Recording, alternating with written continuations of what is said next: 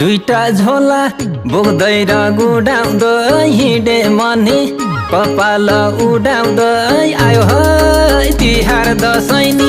झोला बोकेर हिँडे म पनि, झोला बोकेर हिँडे म पनि, आफ्नै गाउँतिर जन्म ठाउँतिर।